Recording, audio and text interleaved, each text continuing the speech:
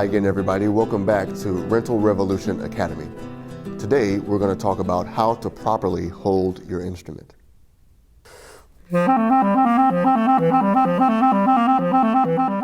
So from our previous video that you've watched, you've learned how to properly assemble your clarinet.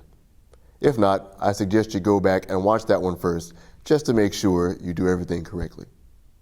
One of the things you want to remember for clarinet is that there is a specific order of the hands. Your right hand should be responsible for holding the lower joint, and your left hand goes to the upper joint. When you're holding your clarinet, underneath the keys on the back of the lower joint, there is a thumb rest. This is where you will place your right thumb to help support the instrument and bear the majority of the weight. Now, with your right hand and left hands in their respective joints, we can talk about how to ensure that your fingers are in the right place, which for clarinet is very important because, as you can see, there are 6 holes that need to be covered in order to ensure proper playability. If your fingers do not properly cover these holes, you'll probably encounter what we refer to as squeaks.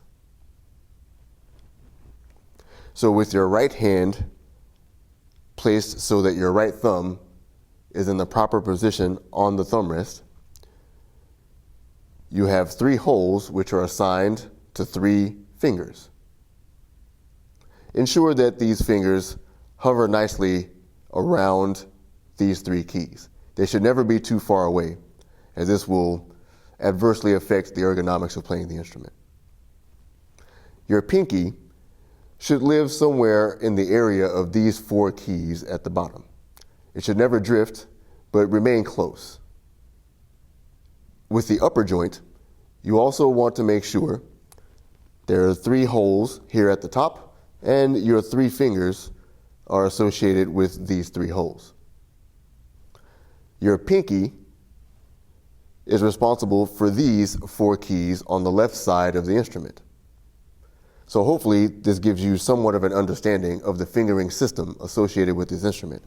All the necessary keys are properly and ergonomically placed with a particular finger or set of fingers. Lastly, your left thumb should be properly placed in an area where you're going to be able to get to this F key as well as the register key behind the instrument. You want to make sure that your left hand is in such a position that everything is relaxed and that all the fingers can get to the keys that they need to. One of the biggest problems you might face is trying to place your thumbs in the right place because, frankly, it's just kind of weird to try to put your thumb somewhere particular. However, it's very important, again, that you cover all the holes or else certain notes may not speak or you may squeak.